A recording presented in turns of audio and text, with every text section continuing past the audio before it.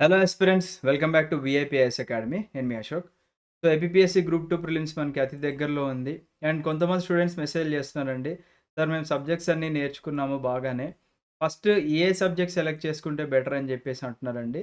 So ఇది కంప్లీట్‌గా student యొక్క ఇండివిడ్యువల్ డెసిషన్ అండి. ఫర్ ఎగ్జాంపుల్ మనకున్న 5 సబ్జెక్ట్స్‌లో కొంతమందికి మెంటల్ ఎబిలిటీస్ బాగా స్ట్రాంగ్‌గా ఉన్నారనుకోండి.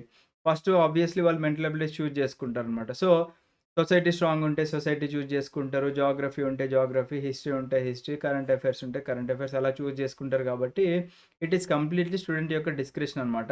అయితే ఫస్ట్ మనకి ఎగ్జామినేషన్ పేపర్ ఇచ్చిన తర్వాత మీరు చెక్ చేసుకోవాల్సిందేంటి? ఫస్ట్ ఆఫ్ ఆల్ ఆ 150 క్వెషన్స్ ప్రింట్ సరిగ్గా వచ్చిందా లేదా అని చెక్ చేసుకొని, తర్వాత మీరేదైతే స్ట్రాంగ్‌గా ఉన్నారు అని బిలీవ్ చేసిన సబ్జెక్ట్ ఉందనుకోండి. ఫర్ ఎగ్జాంపుల్ హిస్టరీ తీసుకుందాం. హిస్టరీ మీరు స్ట్రాంగ్ అని మీరు బిలీవ్ చేస్తే first go for history. And ఆ హిస్టరీలో ఉన్న 30 క్వెషన్స్ గూడా ఫస్ట్ వన్ టైమ్ రీడింగ్ ఇవ్వండి. ఓకేనా? వన్ టైమ్ రీడింగ్ ఇచ్చినప్పుడు మీకేదైతే కాన్ఫిడెంట్‌గా ఆన్సర్స్ మీకు అంటే ఆహ్, యాక్యురసీ మెయింటైన్ చేయాలన్నమాట. మనకి ఇలాంటి నెగెటివ్ మార్కింగ్ ఉన్న ఎగ్జామినేషన్స్‌లో యాక్యురసీ మెయింటైన్ చేయాలి కాబట్టి, మీకు ఏదైతే కరెక్ట్ ఆన్సర్ అనిపిస్తదో ఇమ్మీడియేట్‌గా మీరు దాన్ని బబుల్ చేయడం స్టార్ట్ చేయండి. ఫర్ ఎగ్జాంపుల్ అలానే మీరు హిస్టరీలో ఒక 15 క్వెషన్స్ ఔట్ ఆఫ్ 30 క్వెషన్స్ మీకు ప్రాపర్‌గా వచ్చినాయనుకోండి. ఫస్ట్ మీరు అయి బబుల్ చేయండి. మళ్ళీ don't go for history again. ఓకేనా? బికాజ్ ఇంకా ఈజీ క్వెషన్స్ నెక్స్ట్ సెక్షన్స్‌లో ఉండే అవకాశం ఉంది కాబట్టి దాన్ని అలా పక్కన పెట్టేసేయండి. దట్ మీన్స్ మీరు ఉన్న 30 క్వెషన్స్‌లో 15 క్వెషన్స్‌కి ఒక 15 మినిట్స్ మాత్రమే ఇక్కడ స్పెండ్ చేయగలరు కాబట్టి, ఒక 15 మినిట్స్ మీరిక్కడ స్పెండ్ చేశారు. సో, నెక్స్ట్ స్ట్రాంగ్ సబ్జెక్ట్ ఏంటి? ఫర్ ఎగ్జాంపుల్ జియోగ్రఫీ మీది నెక్స్ట్ స్ట్రాంగ్ సబ్జెక్ట్ అనుకోండి. అది కూడా ఫస్ట్ రీడింగ్ ఇవ్వండి. ఈ ఫస్ట్ రీడింగ్‌లో ఇచ్చేటప్పుడు మళ్ళీ మీకు ఒక 10 క్వెషన్స్ వచ్చినాయనుకోండి ఫర్ ఎగ్జాంపుల్. 10 వస్తే 10 మీరు ప్రాపర్‌గా టిక్ పెట్టుకొని బబుల్ చేసేయండి. అది అలా వదిలేసేయండనమాట. సో, ఇక్కడ మీరు కాన్ఫిడెంట్‌గా ఒక 10 క్వెషన్స్ ఆన్సర్ చేసినట్టు అవుతుంది. ఒకవేళ మీకేదన్నా క్వెషన్స్ డౌట్ ఉంది అని అనుకుంటే మీరు వాటిని ఏం చేస్తారంటే చిన్న స్టార్ మార్క్ లాంటిది పెట్టుకోండి. ఓకేనా? ఆ స్టార్ మార్క్ సెకండ్ రీడింగ్‌లో చూసుకోవాలి. తర్వాత మీకు మెంటల్ ఎబిలిటీ స్ట్రాంగ్ అనుకోండి. Go for mental abilities. కొంతమంది మెంటల్ ఎబిలిటీస్‌లో బాగా యాక్యురేట్‌గా చేస్తారు కాబట్టి వాళ్ళకి ఎక్కువ మార్క్స్ స్కోర్ చేసే అవకాశం ఉంటుంది. ఫర్ ఎగ్జాంపుల్ మెంటల్ ఎబిలిటీస్‌లో మీరు ఈసారి ఎక్కువ స్కోర్ చేసే అవకాశం ఉందనుకోండి. మీకు 20 మార్క్స్ స్కోర్ చేశారనుకోండి ఇక్కడ. ఓకే. సో, ఈ 20 మార్క్స్ ఇలా పక్కన పెట్టేసి నెక్స్ట్ వేరే సబ్జెక్ట్ వెళ్ళండి. సొసైటీ ఉందనుకోండి. సొసైటీకి వెళ్ళండి. సొసైటీ గూడా చదవండి. సొసైటీలో నాకు ఓన్లీ మళ్ళీ ఒక 10 క్వెషన్సే వచ్చినాయనుకుంటే, ఆ 10 క్వెషన్స్ మాత్రమే అటెంప్ట్ చేయండి. తర్వాత కరెంట్ అఫైర్స్‌కెళ్ళండి. కరెంట్ అఫైర్స్‌లో కూడా మనకి వన్ లైనర్ క్వెషన్స్ కానివ్వండి, రీసెంట్‌గా మీరు చదివినయన్నీ గూడా అక్కడొస్తాయి కాబట్టి, దీంట్లో కూడా ఫర్ ఎగ్జాంపుల్ ఒక 15 వచ్చినాయనుకోండి. ఆ 15 మాత్రమే మీరు ప్రాపర్‌గా బబుల్ చేయండి. ఎవరో యూట్యూబ్ ఛానెల్‌లో నన్ను మీరు మొత్తం పెట్టేసేయండి క్లియర్ అవుతారు అని చెప్పిన వాళ్ళు, ఫస్ట్ చెప్పిన వాళ్ళు ఫూల్స్ అన్నమాట. అలా మనం వింటే మనం గూడా ఫూల్ అవుతాం గాబట్టి, నెగెటివ్ మార్కింగ్ ఉన్న ఎగ్జామినేషన్‌లో ఎవడు గూడా బుద్ధున్నోడు 100కి 100% అంటే ఐ మీన్ అన్ని క్వెషన్స్ గూడా ఎవరు అటెంప్ట్ జేయరు. Until and unless they are professionals అయితే మాత్రమే ఇగ. అంటే ఇంక వాడికి ఆ 150కి 150 వచ్చినాయనుకోండి, మాక్సిమం ఎవరికీ అలా రావు. అలా నాలెడ్జ్ ఉన్న పర్సన్స్ మాత్రమే ఆన్సర్ జేస్తారు గానీ, వాళ్ళెవరో జెప్పారు, వీళ్ళెవరో జెప్పారని జెప్పేసి మీరు అలాగా ఒక తెలిసి తెలిసి ఊబిలో పడకండి. ఓకేనా? మీకేదైతే కాన్ఫిడెంట్ అని అనిపిస్తుందో ఫస్ట్ అవి మీరు అటెంప్ట్ చేసుకుంటూ వచ్చారు. ఫర్ ఎగ్జాంపుల్ ఇప్పుడు నేను చెప్పిన ఆర్డర్ ఉందనుకోండి. ఫర్ ఎగ్జాంపుల్ ఎవరో ఒక స్టూడెంట్ ఈ ఆర్డర్‌లో వెళ్లారు అని అనుకుందాం. ఫస్ట్ ఇక్కడ 15 క్వెషన్స్ ప్రాపర్‌గా ఆన్సర్ చేశారు. 15 మార్క్స్ వచ్చినాయి. ఇక్కడ 10 క్వెషన్స్ ఆన్సర్ చేశారు. సో, ఇక్కడికొక 25 అయినాయి. మళ్ళీ ఇక్కడ ఒక 20 మార్క్స్. ఓకేనా? అంటే టోటల్ 45 అయినాయి. తర్వాత ఇక్కడ ఒక 10 మార్క్స్. 55 మార్క్స్ అయినాయి. తర్వాత ఇక్కడొక 15 మార్క్స్. అంటే 70 మార్క్స్ ఇక్కడే వచ్చేసినాయన్నమాట.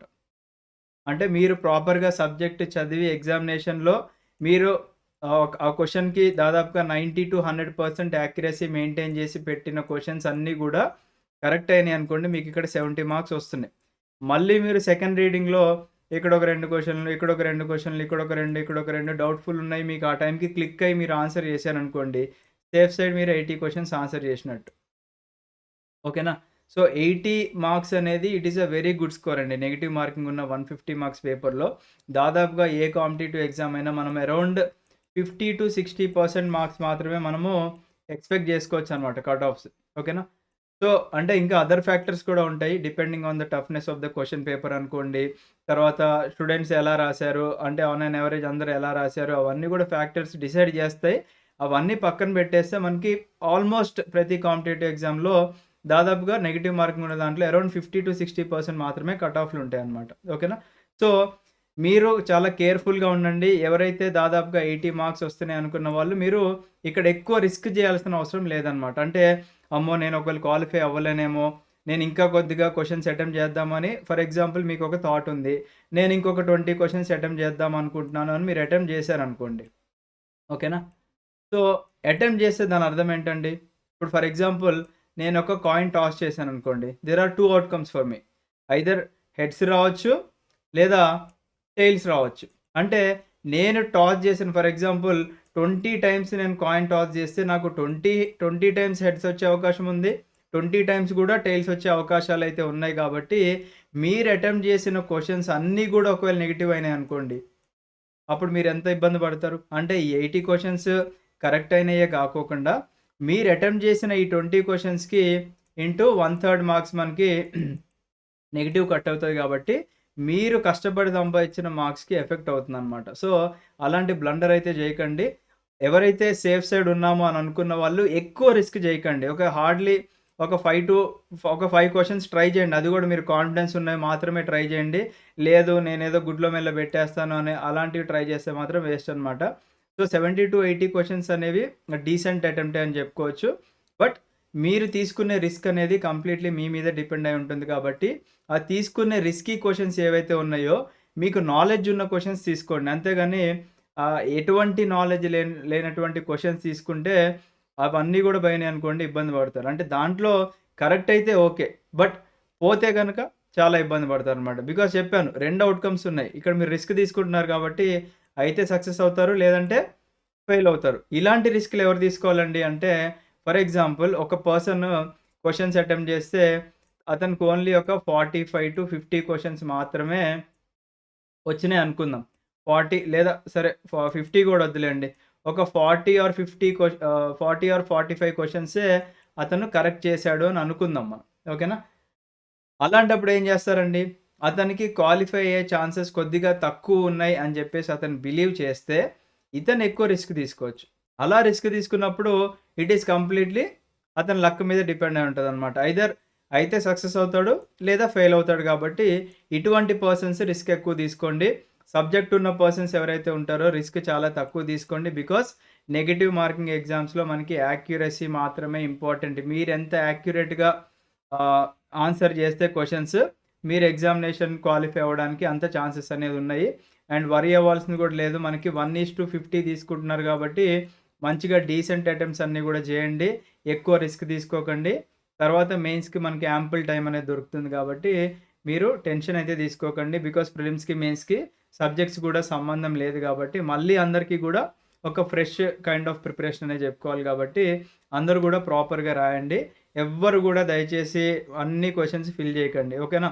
అలా ఎవరు ఫిల్ జేస్తారు? రీసెంట్‌గా గ్రాడ్యుయేట్ జేసి బయటకొచ్చాడు. పాపం అటువంటి వాళ్ళకేం తెలీదు గాబట్టి చేయనివ్వండి. అంటే అతనికి ఒక ఎగ్జామ్ ఎక్స్‌పీరియన్స్ వస్తుంది. ఆ ఎక్స్‌పీరియన్స్‌ని బట్టి నేర్చుకుంటాడు. ఓకే. నేను ఇలాంటి ఎగ్జామినేషన్స్‌లో నేను అన్నీ ఫిల్ చేస్తే నాకు మార్క్స్ చాలా దారుణంగా వచ్చినాయని అతను ఫీల్ అయ్యి, అతనంతట అతను మిస్టేక్స్ నుంచి నేర్చుకునే అవకాశాలుంటాయి కాబట్టి వాళ్ళు జేస్తే ఓకే. బట్ తెలిసి మీరు సబ్జెక్ట్స్ అన్నీ నేర్చుకున్న తర్వాత గూడా మీరు ఇలాంటి అటెంప్ట్స్ చేశారు అంటే మనల్ని ఫూల్స్ అంటారు. సో, అలా ఫూల్‌గా ఉండకండి.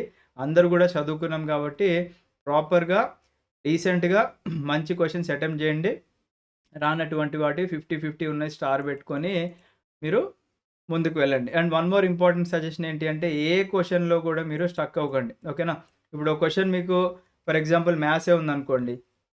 మ్యాథ్స్‌లో మీరు ఫస్ట్ టైమ్ రీడింగ్ ఇచ్చేటప్పుడు ఒక క్వెషన్ దగ్గర 1 మినిట్ కన్నా ఎక్కువ టైమ్ స్పెండ్ జేస్తున్నారు అనుకుంటే, అలాంటి క్వెషన్‌ల దగ్గర మీరు ఆగకండి. బికాజ్ అవి మనకి తెలియకుండానే ఎగ్జామినేషన్‌లో దాదాపుగా 4-5 మినిట్స్ టైమ్ అనేది మీరక్కడ వేస్ట్ అవుతుంది.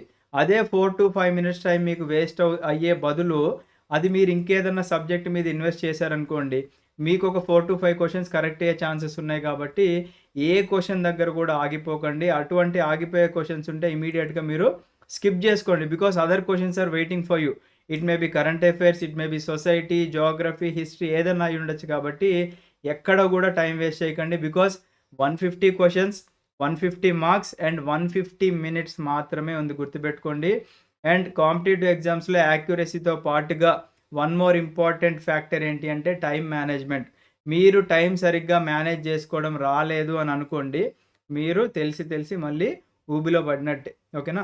సో, అలాంటి మిస్టేక్స్ అయితే చేయకండి. టైమ్‌ని ప్రాపర్‌గా మేనేజ్ చేయండి. మాక్సిమం అన్ని ఎగ్జామినేషన్ హాల్స్‌లో ఒక క్లాక్ అనేది పెడతారు అని చెప్పేసి అనుకుంటున్నాము. ఒకవేళ క్లాక్ పెట్టకపోతే మీరు టైమ్ టు టైమ్ ఇన్విజిలేటర్‌ని అడుగుతూ ఉండండి. మేడం టైమ్ ఎంత? టైమ్ ఎంత? అని కావాలంటే వాళ్ళని విసిగించండి. బట్ మీరు మాత్రం ప్రాపర్‌గా టైమ్‌ని మేనేజ్ జేసుకోండి. బికాజ్ మీరు ప్రతిసారి టైం అడిగినప్పుడల్లా చెప్పాల్సిన బాధ్యత వాళ్ళది గాబట్టి, మీరు టైం మేనేజ్ చేసుకుంటూ మీ సబ్జెక్ట్స్‌ని ముందుకు తీసుకువెళ్ళండి. And I wish you all the best అండి. మీరందరూ గూడా ఎవరైతే హార్ట్‌ఫుల్‌గా మీ 100% ఎఫర్ట్స్ పెట్టి చదివిన వాళ్ళందరూ గూడా క్లియర్ చేయాలి అని జెప్పి మనస్ఫూర్తిగా కోరుకుంటున్నాను. Have a great day. జై హింద్.